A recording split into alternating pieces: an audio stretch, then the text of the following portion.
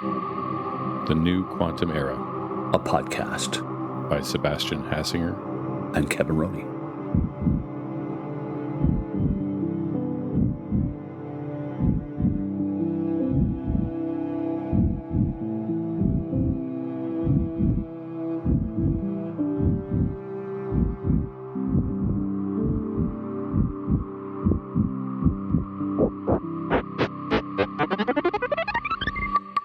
Hey, Kevin, how are you? Sebastian, hey, man, how are you? I'm very well. I'm really excited about the conversation we have for our listeners today. We're joined by Dorit Aharonov, who's a professor at the Hebrew University of Jerusalem and really one of the pioneers in the field. She's also the chief science officer at Kedma, which is a really interesting quantum startup based in Israel as well.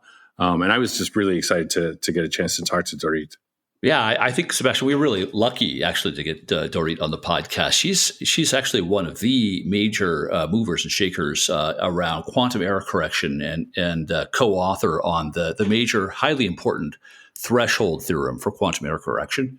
She'll get into that in some depth. But just given how big a year it's been in quantum error correction, it was truly a privilege, I think, to have her perspective on this important subject.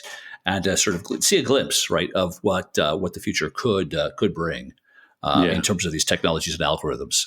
We got a great view of her sort of origin story, which was a treat as well. And then we also talked a bunch about some recent work she's done on sort of the theoretical foundations of a technique called random circuit sampling. And we sort of left out the context a little bit, I'm afraid, in our conversation. So the reason that's a topic of interest is that it's the approach that Google used in their so-called supremacy experiment in October 2019.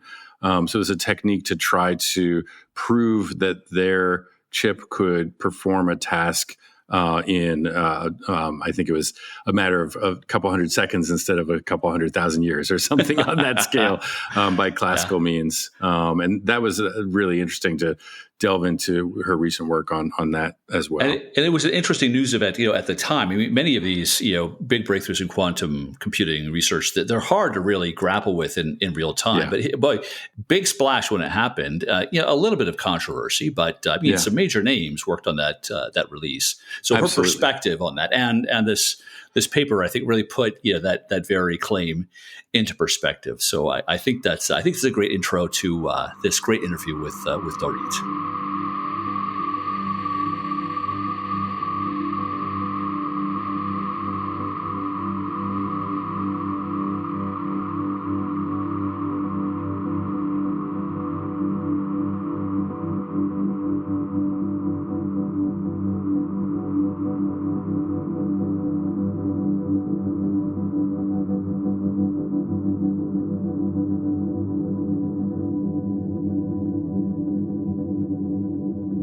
Okay, so we are joined today with a very special guest. We have Dorit Aharonov with us.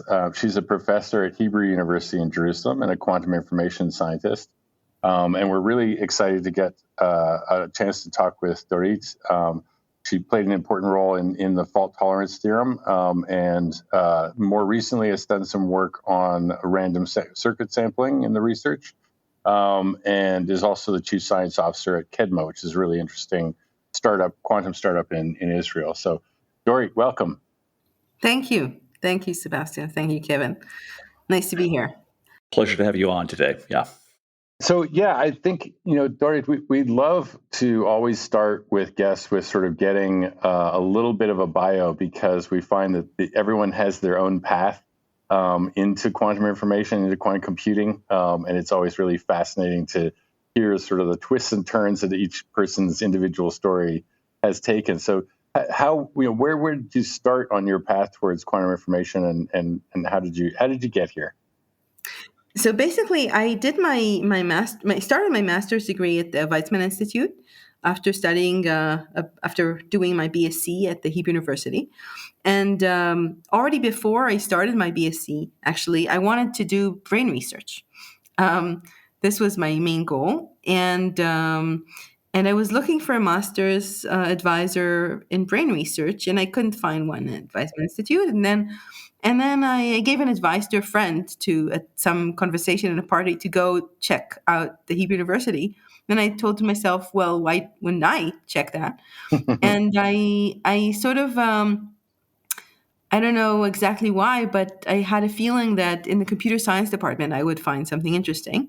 And I kind of knocked on the door of my to-be advisor, Michael Benor, and I wanted to talk to him about brain research. But then he told me, look, there's something really interesting going on, something that might interest you. And he gave me a paper about quantum computation, and it just seemed to be so. That was in '95, 1 year after Shor's algorithm. Wow. And he was Wow. talking about error correction and about the question of whether I didn't understand a word of what he was saying, but I took this paper and it just caught me as something extremely interesting. Do you remember which paper it was? It was Deutsch's paper, I think. Okay, yeah. Deutsch's definition of quantum circuits. Right. That's a foundational work for sure. Yes. and an exciting time in the field. Yeah, it's an extremely important paper. And I remember reading it again and again and again for months until I finally got it. Like it was nobody understood quantum computation at the time. So yeah, sure. So the one thing that I really didn't understand was the connection between the exponentially many dimensions and the n qubits, just the very basics of the model. And I remember the moment when I actually got it in the library. That's awesome. Fantastic story. And it's also interesting how quantum computation, even though it's so formidable in its abstraction, it does draw people in, even though they perhaps at first don't really understand, right? There's some magnetic draw. It's pretty compelling. Yeah. Yeah, it's compelling. I think you can sense the depth. I think quantum computation is really special in its depth and its connections to so many things in mathematics that you really can sense it without even understanding anything, by just knowing that the definitions are. They seem to be mind-boggling even before you really grasp it. Right. Yeah. No doubt. Yeah, I like to joke that if anyone knows anything about quantum physics, it's probably that it's really, really hard to understand. Yeah. Well, this is such a pleasure to have you on, Dorit. I think it might be good if it's okay for you to start to jump into the talk of the fault tolerance theorem and the threshold theorem. You're fundamental contributor on that front. I mean, our audience are people who are math and science amateurs, some professionals, some people are deep tech and trying to grapple with quantum computation and what it might mean for the future. And so, I mean, we're trying to, if we can, come up with in-depth explanations of these challenging topics, but still stay away from all of the abstraction. I'm wondering, I mean, that's a challenging ask I'm making of you, but is it possible for you to give a go at trying to explain the threshold theorem in that context? Sure. Yeah, actually, it's not. I don't think it's that complicated to explain. Good. From the point of view of so I think that it starts from the amazing discovery by Peter Shor and Steen of quantum error correcting codes. Yes. And this was really at the time in '95. Nobody actually believed that it is possible to correct errors that occur on quantum states because of the lack of reversibility. It's like a state is being measured. How can you recover from such an irreversible event? But once you have a quantum error correcting code, then basically the true question is, can you actually compute on encoded states while performing the error correction with noisy gates? Yes. So the whole idea. So let me start even earlier. Why would you even be interested in this question of whether you can compute in the presence of noise? That's the main subject of the fault tolerance theorem. If quantum computers were completely ideal, then we know that there are these algorithms like Shor's algorithm and other algorithms that seem to be We don't really have a proof of that, but they seem to be exponentially better and faster than classical algorithms. Yes. And so the real Yes. question that was very, very pressing at the time, around just after Shor's algorithm, was, is it really due? Is this amazing computational complexity that quantum computers promise? Is it due to the to extreme accuracy, to the high accuracy that we require from the gates and from the states? Or is it okay to perform the computation in the presence of noise in a non-ideal situation, and still that the quantum system will maintain its exponential advantage?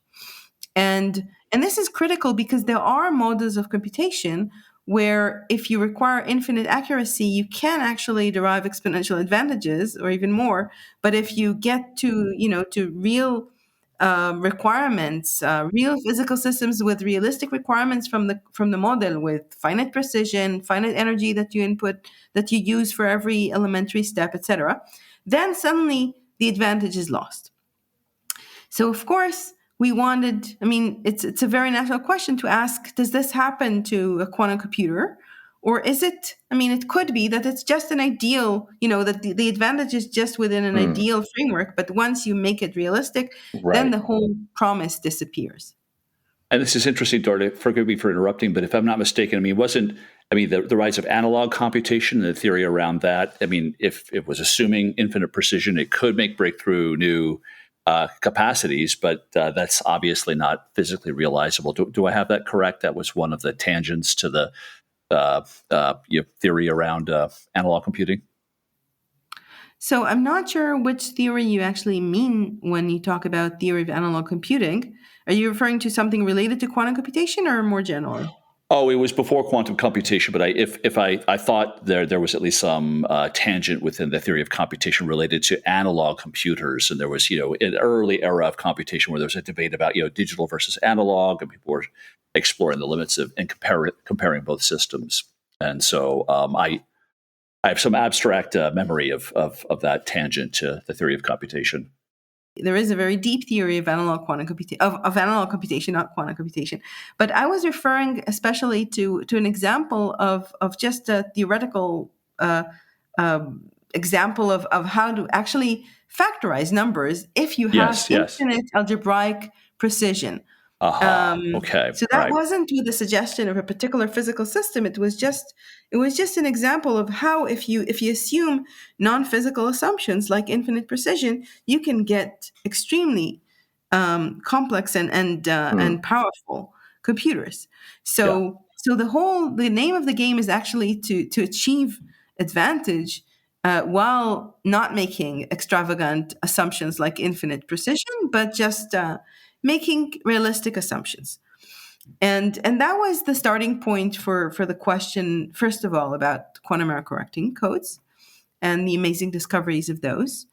And then in '95, when I started my MSc, basically, which turned into a PhD, we were wondering whether actually quantum error correcting codes can be used in order to compute on a noisy quantum computer and maintain the quantum advantage, the computational advantage. And the whole idea is, well, first of all, the difficulty is that the error correcting itself, it's a procedure that you have to, you basically have some kind of a state that is somehow, if there are errors occurring on that state, then you could, in principle, detect those errors and reverse them. But in order to detect those errors, you have to perform various operations. And in order to correct them, you have to perform more operations. And all these new operations are also faulty. They're also noisy. Right. So, yes. so if you take a state that is noisy and then you start playing with it with noisy operations, you might only do more harm than good. And the question is, can you actually use noisy operations to on noisy states such that the noise doesn't do more harm than good, but it actually sort of maintains the amount of error below a certain level all the time? And that was, and this is an engineering task, and that is what we did, me and Michael Benor, my advisor, my PhD advisor, we actually found a way to so basically the key point is that there's sort of a tension between two forces. One is the force of the error, that the errors come at a certain rate, and they sort of ruin the coherence and the entanglement in the system at a certain rate. And then the noise correction are gates that create entanglement and that sort of get rid of this noise that the faults introduce. And these are two forces that combat each other. And the point is that if both of them act at the same rate, they're sort of on an equal footing. And if one of them has a slightly faster rate, then it wins. And there is a critical point where actually, if the noise correction works essentially faster than the errors accumulate, then you can actually get control of the noise, of the errors, and maintain the errors below a certain level that does not grow through the computation. And this happens at a critical point, and that's the threshold. Interesting.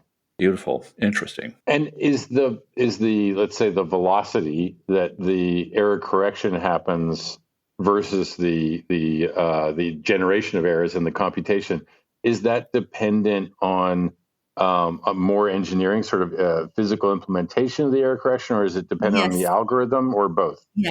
This is a beautiful question, which I'm still, so that was, I don't know how long ago, but I'm still fascinated by this question because I feel, so the original proof of ours and also of Nila Flam and Zurich and Kitaev, they also had other proofs of the same, more or less the same theorem. These original proofs are very, very engineering-like. So basically the value of the threshold, the error rate that below which we can actually correct. And once we can correct the noisy quantum computation, only needs to be slightly larger than ideal quantum computation, and it will still work. So these constructions, these protocols are extremely engineering-like. Basically, the threshold comes from designing a certain error correction procedure and a certain computation procedure on encoded quantum states such that the errors doesn't propagate too much in the exact circuits and so on and so forth. It's very engineering-like. And I personally don't like this. I think that it doesn't explain well fault tolerance because really it's a physics phenomenon.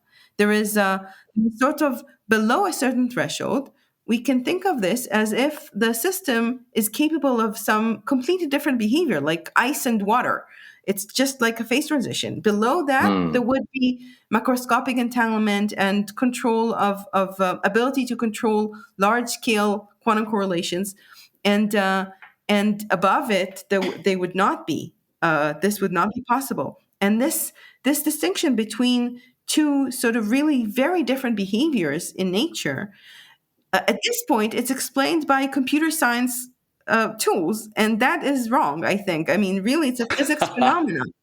Interesting. And a physics phenomena should be explained in a physics language. Right. And I think we're still missing such a theory. This is so fascinating. Sorry, are you even more powerfully asserting there's a deeper connection between, say, the phases of matter and the transition between, solid and liquid, and these quantum error correction thresholds? Is there a more powerful analogy there? I think that there is some kind of an analogy between different phases of matter and the situation in fault-tolerant systems in which below a certain threshold, there is a different type of behavior of matter in which long-range quantum correlations, controllable ones, are possible, whereas above it, they're not. Interesting. And I think you did a postdoc, I believe, at the Institute of Advanced Studies at Princeton. Is that right? That's true, yeah. Did you find any, I'm just curious if there was any sort of echoes or resonance in the work that von Neumann had done with the original IAS system, where a lot of the foundations of classical error correction sort of get laid down in the mid 40s when they were building that system, right? Definitely. First of all, Yeah. it was wonderful to be in that place I for a bet. year. I bet. Wow. Yeah. And yes, of course. I mean, this whole question of can you perform computation in the presence of noise? Von Neumann studied it in the context of classical computations, and me and my advisor, when we thought about this, that this was the starting point for us, where Sure. basically von Neumann used majority gates to perform the corrections, and quantumly this is much more Right. complicated, but Yeah. but the essence They had it easy. yeah, they had it The easy. classical I gates, think yeah. I think that's actually not true because they had I it, know. without a start. But the idea, the basic idea, the ingenious idea for Neumann to compute unencoded states, this is also something that we took from. This also goes into the quantum world. Wow. So That's interesting. so cool. Yeah, because phase transitions in matter. I mean, there's some deep water out there on statistical thermodynamics and what actually even means to express precisely and physically a phase transition. So that sounds like a fascinating domain of possible future research. Yeah, I would love to see such. I'm actually working on that also today, but also I think that there is some deep theory that's waiting to be discovered about this. This what it takes for quantum systems to be to be in this phase of matter. It's true. I mean, I guess the analogy does sort of extend to that is a kind of stability, right? But if your propagation of errors is below the threshold, then you are in this stable state where you can perform computations. But it's essentially as long as everything else being equal, it'll just stay in that state of error correctedness, I guess is what I'm saying. It's just that, I mean, I kind of get what you're saying in terms of the analogy of the phase transition. Yeah, It's super exactly. interesting. Cool stuff. And Dorit, I mean, just as observers of the space, it appears from where we sit that it's been a big year, this past year, in quantum error correction. It feels like there's numerous both theoretical and practical breakthroughs. I mean, do you feel like the momentum around the powerful expression of new quantum error correction technologies is growing and strengthening? Yeah, definitely. Certainly from various directions. Also, there are these discoveries of the LDPC codes. There are amazing mathematical objects that might have practical implications very soon. There are also amazing developments in the area of error mitigation. So right now we are not yet at the place where we actually can perform in physical systems really useful quantum error correction. But on the other hand, there is sort of the error mitigation techniques in which we don't have ability to reset gates, but we just have the ability to reduce the effect of errors on quantum circuits and quantum algorithms. That is sort of so people often think of this as kind of a discontinuous path from the area of the NISQ era to the fault tolerance era. But actually, I think I'm more in favor of. I think Jake Gambetta is one of the advocates for the opposite point of view, in which the progress towards fully fault tolerant quantum computers is kind of continuous. And I think that's true. I think that basically we're going to see that it's not exactly clear. It's not as if we'll get to the fault tolerant era and then that's it. We enter the door. This is where we are. We will see more and more evolutions and progresses towards that on larger and larger systems, better and better noise rates, etc. So I see this as a more continuous path. Yeah, it's interesting too. I mean, we've seen, like Bacon-Shore demonstrated on trapped ions by I think Ken Brown and others, and more recently the fault tolerant. You were saying, Kevin, there's a experiment on the nitrogen vacancy. I believe so. Yeah, gates that was below the threshold, right? They actually were able to. But I mean, it's a very small system. But it seems like there's sort of, and then as you were saying, that Jay Gambetta at IBM and the superconducting circuits are sort of pursuing more of a increased gate fidelities and find new strategies for mitigating errors. It feels like there's sort of different horses in the race, so to speak, that are all coming at it from different directions. Mm-hmm. Right. And and I think one of the things that are going to change. So the difference between error mitigation and error correction is really whether we have reset gates and also the level, the noise rate, essentially. But it seems like it might be possible. I mean, it seems that systems are going to be slowly evolving towards fulfilling all the requirements of fault-tolerant quantum computation. For example, reset gates might be easier to apply. You need reset gates in order to get rid of entropy. The entropy gets into the system and starts warming up the system, and you have to get rid of it. And Right. we proved already a long time ago that you basically need constant rate of getting rid of entropy, because the entropy just comes in a constant rate.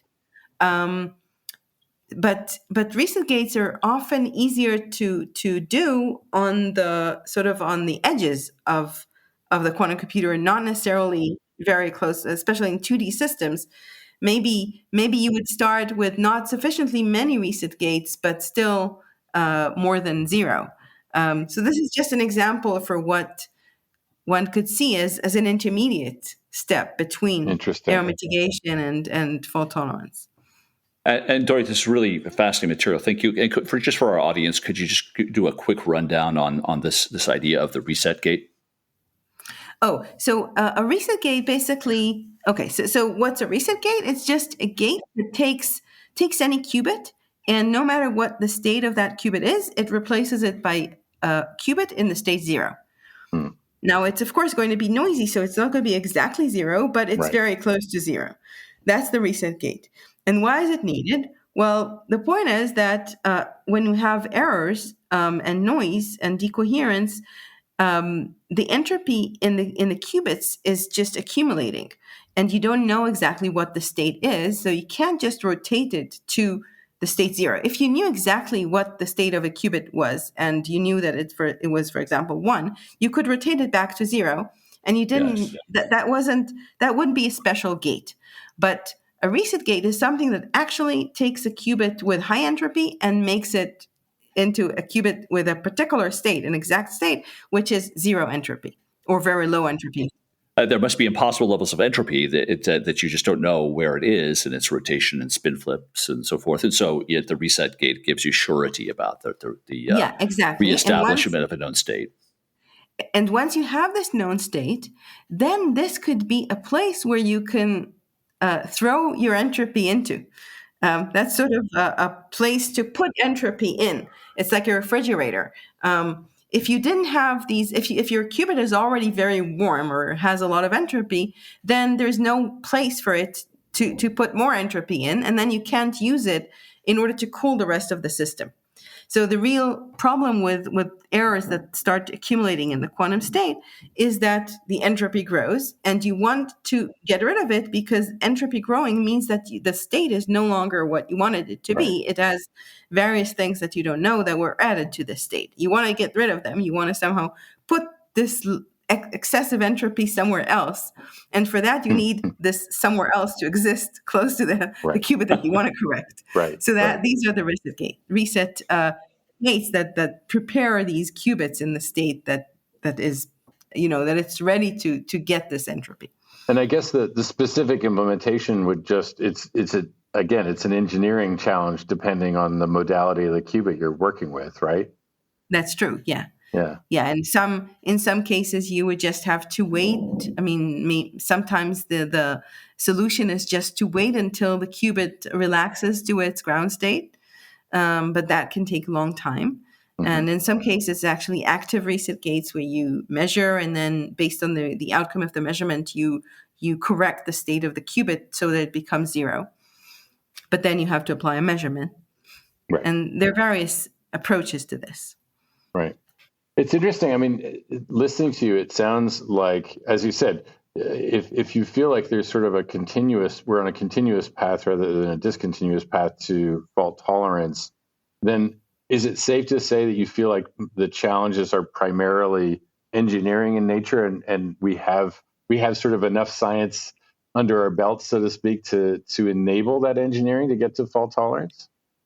Well, I think that has been true from 96 or 97. Okay. And already since then, we sort of, I mean, the fault tolerance theorem basically provides a mathematical proof that assuming that the noise is, that it satisfies certain conditions and that it's below this threshold, you can actually perform error correction and you can actually perform quantum computation in the presence of noise without paying too much overhead.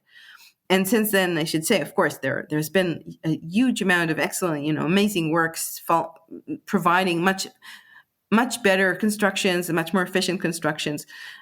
So it's never been. I think that the real argument, if there is an argument, is whether the assumptions underlying the fault tolerance theorem really hold, and also, I mean, assuming that the assumptions, mainly the locality of the noise, really hold, then there is the very, very immense technical challenge of making the requirements, of achieving these requirements. But I don't think anyone thinks that it's new physics that needs to be discovered.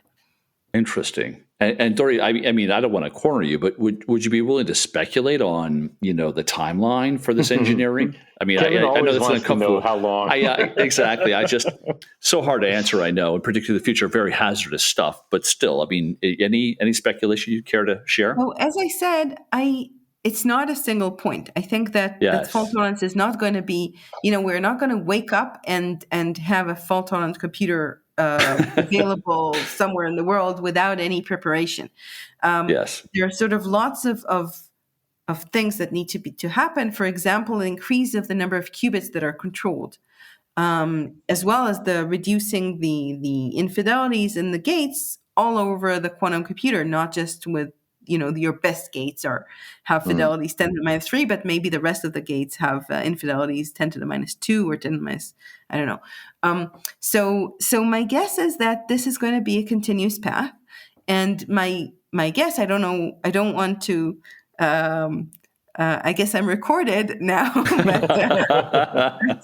but my personal guess is that it should probably be pretty soon, like within maybe a few years, until we see actually some interesting quantum advantages that require significant reduction in the noise to achieve on a few hundreds of logical qubits.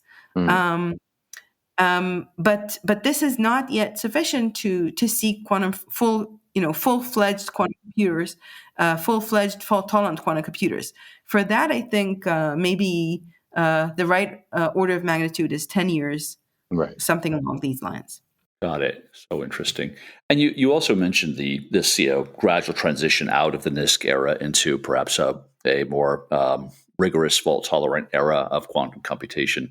There's numerous people who have skepticism and some faith, right, in the capacity of the NISQ era machines making some sort of positive contribution towards, not just the theory of computation, but actual practical problems. Are you a NISQ optimist or a NISQ pessimist when it comes to, real world applications?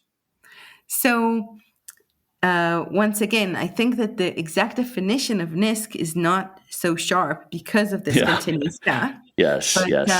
But I'm in fact a NISQ optimist, if you want to call it this way, because of the following observation. In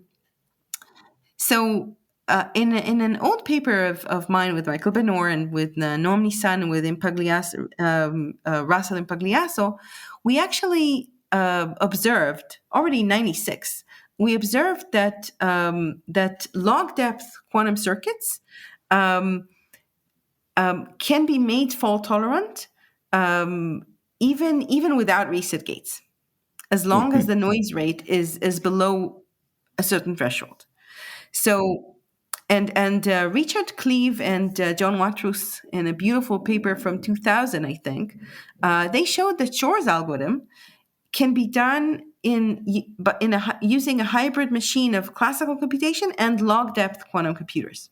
Oh, interesting. So if you combine the two results, basically, we didn't actually realize that, but basically, we've known without knowing for a long time that Shor's algorithm is in NISQ, meaning it can be done using NISQ devices. Recently, I've been to QIP, and there was a beautiful talk by about a paper by I forget the list of authors, but it's a beautiful paper called "The Complexity of NISQ," and the complexity of NISQ. They define the complexity class NISQ, and you can argue about the exact definition, but the real point is that they gave a definition. And the definition is basically that you have a classical computer and so it's a hybrid machine of a classical computer capable of doing polynomial classical computations with access to log depth or to noisy quantum computers. And I'm saying log depth because after logarithmically many time steps, the entropy grows to the point that it's basically as useful as completely random states. So basically, you can think of NISQ as this hybrid machine of classical computers with access to log depth quantum systems, and that contains Shor's algorithm. Wow. Yeah. So this is so, and it contains Shor's algorithm, even if these log depth quantum systems are noisy, as long as the error rate is below a certain threshold. So these reset gates might not be the main issue. These log depth quantum systems, they don't need reset gates. Basically, the issue is that the error rate needs to be below a certain threshold. And I personally believe so that actually shows that these log depth systems, quantum systems, if they come together with classical machines that control them, they're extremely powerful. Well, and in fact, that you just gave me a lot more understanding into IBM's move last spring to shift their roadmap to much more emphasis of these sort of very tightly coupled classical and NISQ style machines. Like that sounds much more powerful than I think I was initially imagining. What you're describing. I think that's a common sort of intuition that log depth systems or the very shallow quantum circuits would not be so powerful. But in fact, if they come together with in a hybrid machine, they could get to do Shor's algorithm, and so. And tons more, right? I mean, there's all sorts of powerful problems with the domain of quantum variational eigensolvers, right? I mean, yes. So that's true. However, asymptotic advantage is not. I mean, we are talking about practical advantages, and sure, yeah, it might very well be that we will see really beautiful advantages very soon. And also, as I said, I think that very soon we'll actually be able to move out of this NISQ devices to devices with some reset gates, and we already have reset gates available on some machines. And so again, the NISQ devices are changing over time. So they're getting more and more powerful, and they don't just remain in the framework of no reset gates, no error correction whatsoever, and just do computation and wait for the entropy to accumulate.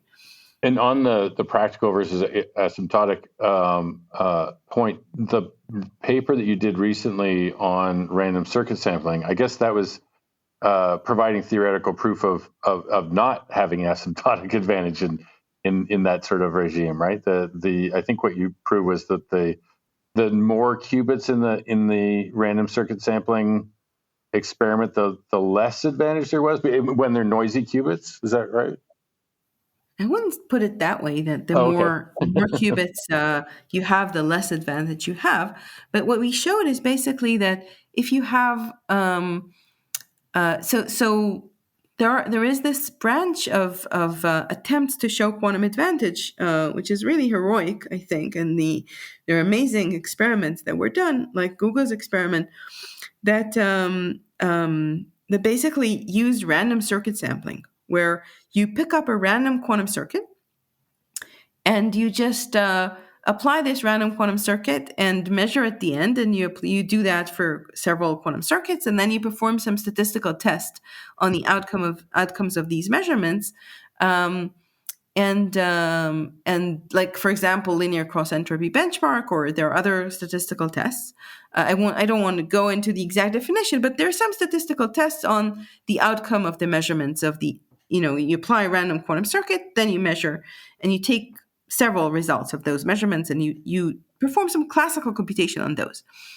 And the idea was that whatever the outcome of this classical computation is, random quantum circuit sampling can produce it for not too deep quantum circuits, whereas classical computations will require super polynomial time to do. If you're okay, so that's if you're thinking of asymptotic advantages, and what we showed is that no matter what statistical test you apply, we can basically mimic this with a classical computer. So we have a way to take the model, the noisy random quantum circuit model, and compute and basically simulate it, and simulate several circuits of it, and then compute the classical function, whatever classical function you want.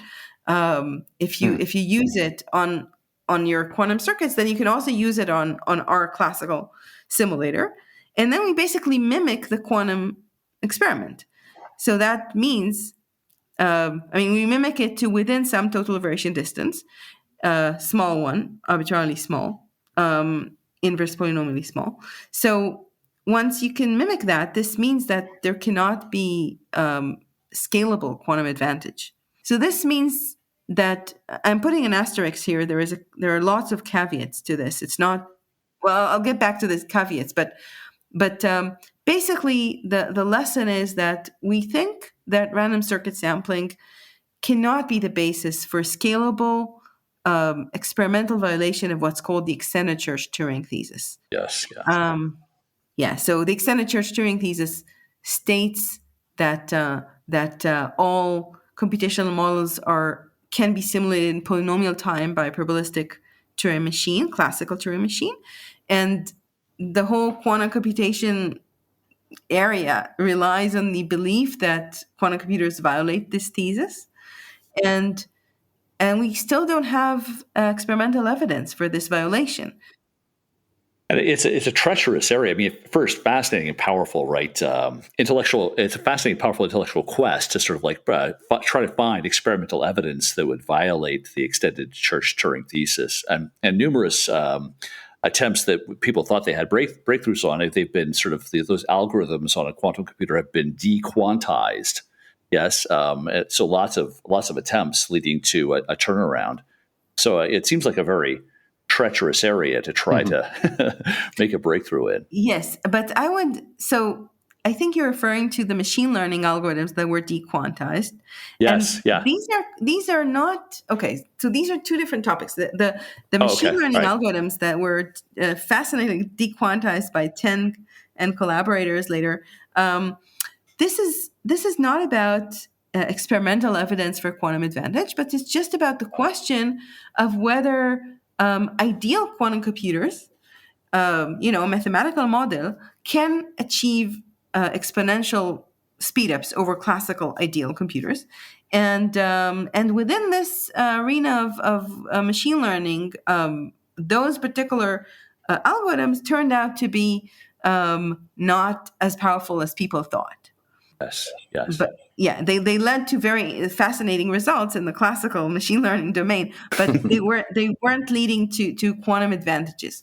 However, when people seek quantum evidence, experimental evidence for quantum advantage, this is not what we're talking about. We're not talking about finding faster solutions to problems, but we're talking about the question of whether we already have right now, before we solve Shor's algorithm on a quantum computer in 10 years, already now, do we have experimental evidence that there is a good reason for us to believe that those quantum systems are really capable of exponential advantage over classical systems?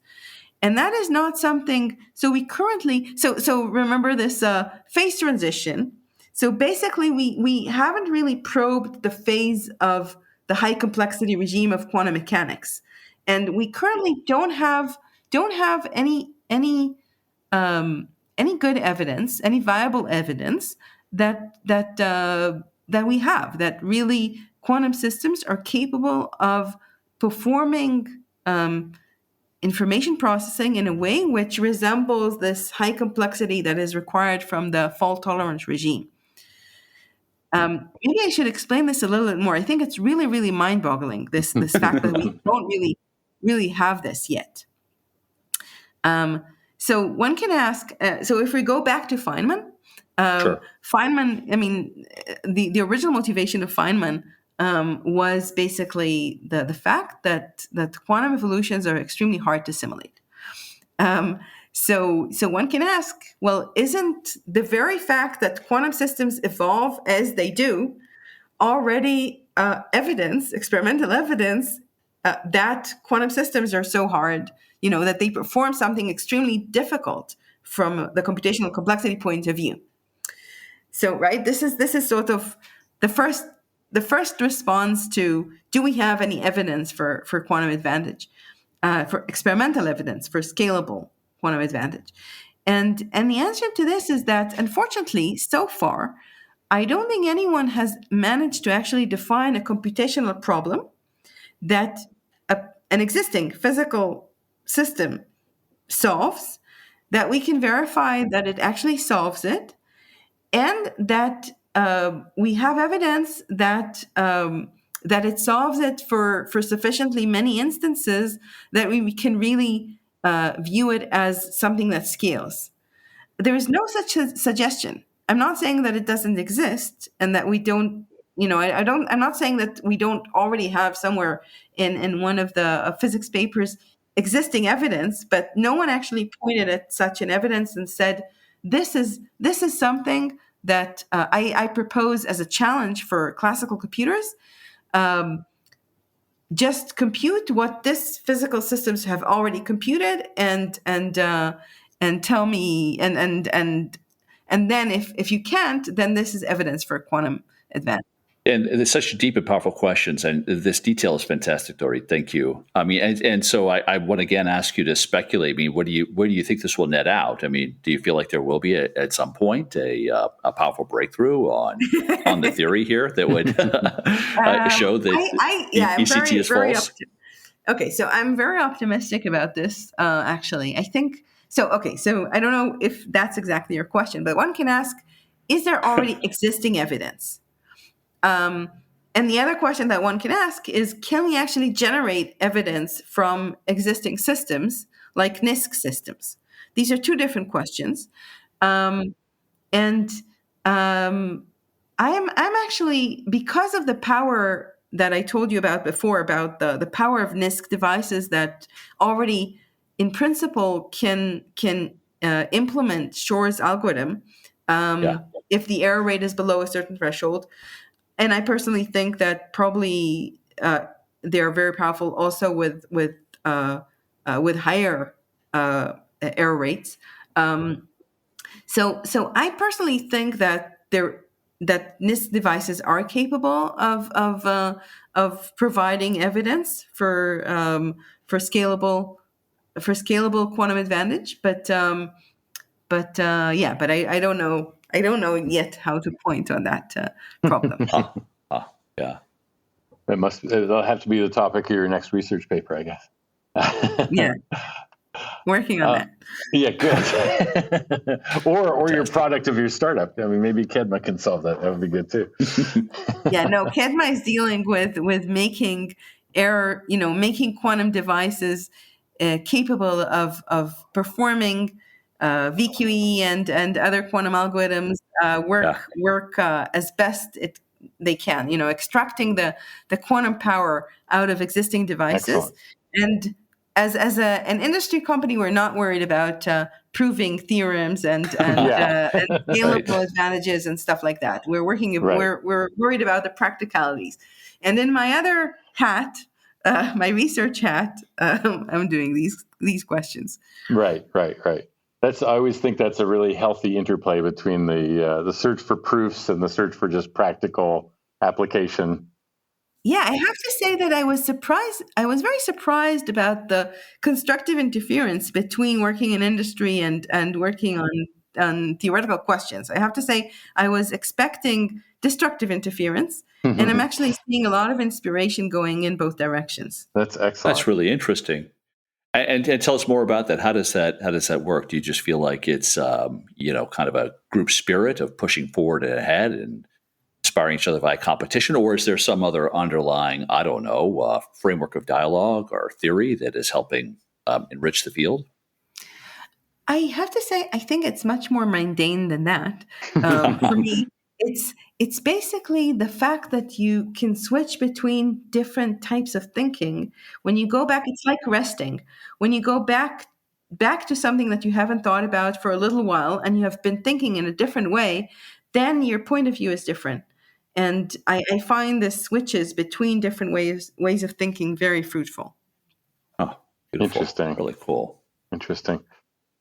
So, Dorit, we're at about an hour now. I'm mindful of your time. I don't want to make you stay up later than you already have, because I know it's late in Israel. But I'm really curious. Is there anything? I mean, we were saying, error correction has been making great strides. The systems that are being built are getting higher and higher gate fidelities. Is there something in particular you're excited about in the next year or two that you think will be another step forward in that sort of continuous progress?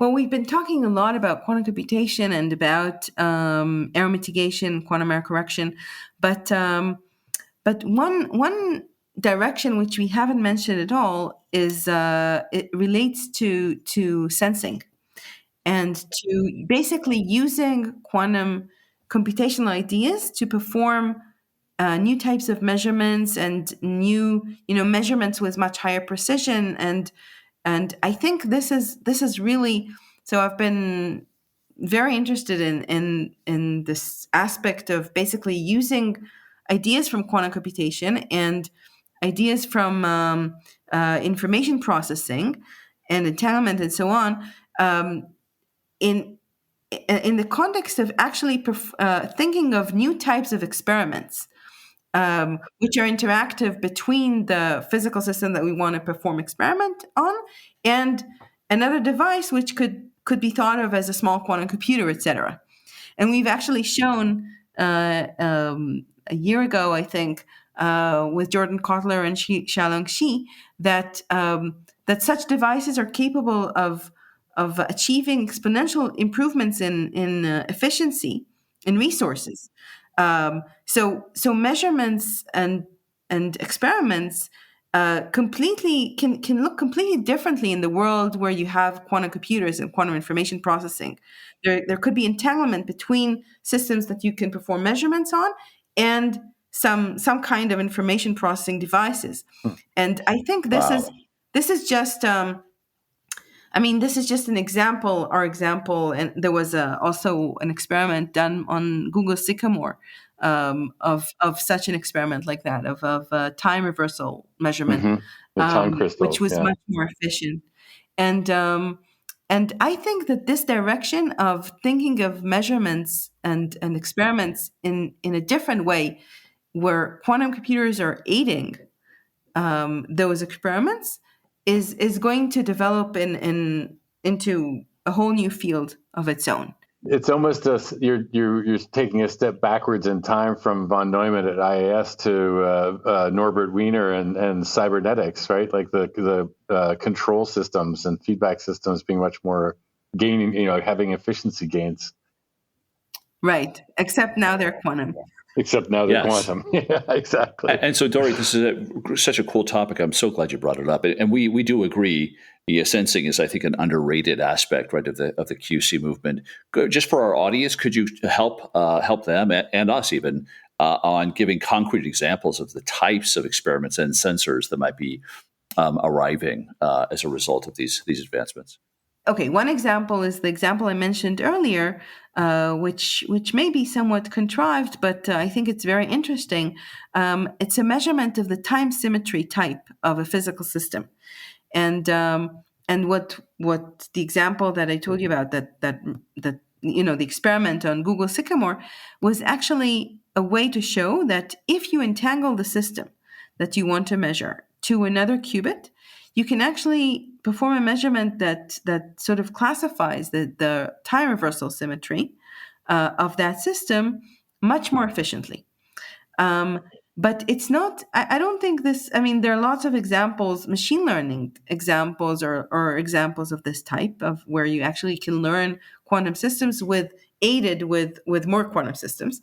And there are, in fact, there are many examples from many different directions.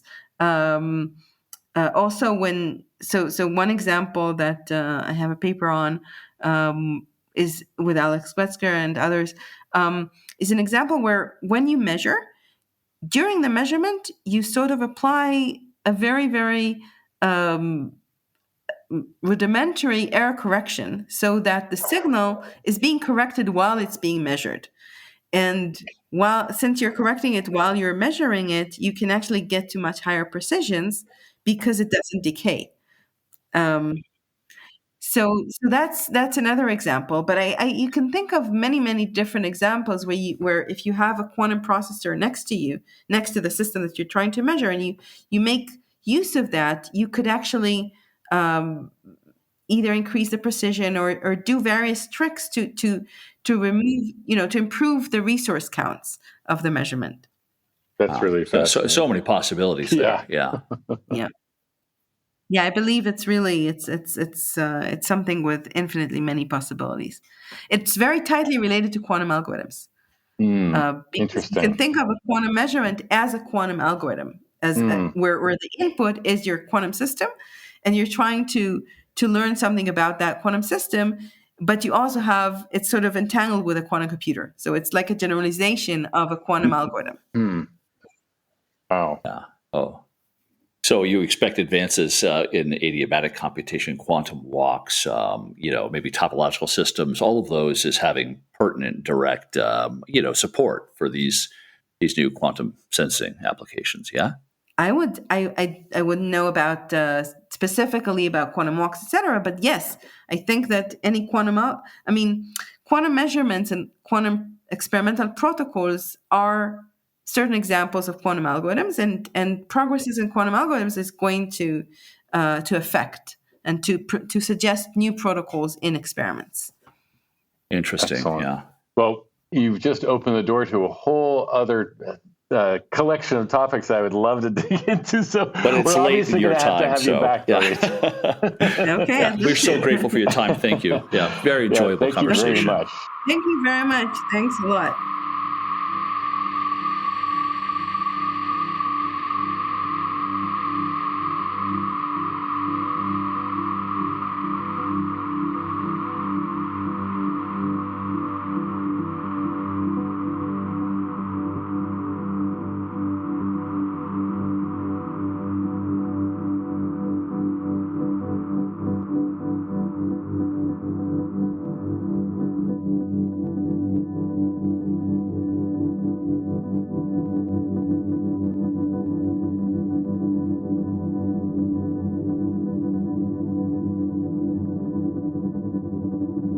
All right. That was a great conversation. Wow, really fantastic. Super enjoyable. Kevin, I thought was so interesting to hear her say essentially that she feels like it's primarily an engineering challenge to getting to fault tolerance or fault resistant sort of, industrial scale quantum computers. I mean, I typically hear more of an emphasis on discontinuous innovation being required, but she said exactly the opposite, that she feels like it's an engineering challenge and there's going to be continuous progress towards that goal, which was really super interesting to hear from such a credible source. She's got some backbone, some authority on that one, so you want to pay attention. And also the time frame, she's talking 5 to 10 years, and there's going to be some pretty powerful, disruptive, new appearances on the scene. I was also struck by this is a result that's been known for some time, but she was, I think, really helpful in underlining it. This whole rigorous notion that's been published recently on the time complexity analysis around NISQ era machines. I mean, this NISQ acronym is kind of a bit of jargon, but you've got actually rigorous mathematical definitions now of time complexity characteristics, space complexity characteristics of NISQ era machines and what they can do. And what really struck me was her connecting this idea of some forms of quantum algorithms can be rendered as essentially log depth circuits. That means the size of the input problem when factored into a logarithm gives you back a depth limit on the number of quantum circuits, which is of course quite pertinent towards the amount of error correction and coherence time you have to muster in order to get to a successful computation. And powerfully, the Shor's algorithm for factorization it resides in that class. Sketching out the possibility that there could be, who knows, maybe even some early breakthroughs on real implementation of that algorithm faster than most people anticipate. So I thought that was really fascinating. It's true. I mean, it's another example of sort of potentially being overly fixated as an industry on this, the hypothetical sort of Shor machine being, 100,000, fault tolerant qubits, so they can run the algorithm in sort of perfect, clean room conditions. But it really gave me perspective on why there's such an urgent sort of drive by vendors like IBM, for example, whose roadmap last spring was revised to have much deeper and tighter integration of classical compute resources with the quantum, the qubit chips, because I mean that sounds like what they're anticipating is that there will be that type of tight coupling with this sort of log depth circuitry in a hybrid kind of algorithm might actually yield some significant results in the nearer term. Seems so likely that they're following that same logic as well. Yeah. I also was just stunningly amazed with her really interesting idea around this parallel, between different types of quantum error correction regimes inside quantum computers and phases of matter. And the amazing thing, she's not just talking about it being a interesting analogy and wouldn't it be helpful to think of it this way? She's actually asserting that there could be actually a tight, mathematical isomorphism between these two. I mean, the physics and mathematics of phases of matter, that's some deep stuff. Yeah. And seeing some sort of connection between those two in rigorous mathematical terms. Wow. I mean, that would be not just a beautiful idea, an amazing observation, but wow, an earth-shaking theorem. So power on, Dorit. Yeah, I mean, she started with the description of the threshold theorem in these very operational, almost, I was thinking of feeds and stocks almost. I mean, she rendered it down to the simplicity of if your errors propagate slower than your correction can be affected, then you're good, right? I mean, that's essentially what it was. And that sounds like, as she said, an engineering problem. But then at the very end, she flipped it around to and there may be some really fundamental science sort of embedded in that simple proposition, which is really, really interesting. Yeah, right. Good times. Excellent. Well, that was another enjoyable conversation for us. I hope our listeners enjoyed it as well. And we'll see you in the next episode. Thank you all for your time. Okay, that's it for this episode of The New Quantum Era, a podcast by Sebastian Hassinger and Kevin Rowney. Our cool theme music was composed and played by Omar Costa Hamido. Production work is done by our wonderful team over at Podfi. If you are at all like us and enjoy this rich, deep, and interesting topic, please subscribe to our podcast on whichever platform you may stream from. And even consider, if you like what you've heard today, reviewing us on iTunes, and or mentioning us on your preferred social media platforms. We're just trying to get the word out on this fascinating topic and would really appreciate your help spreading the word and building community. Thank you so much for your time.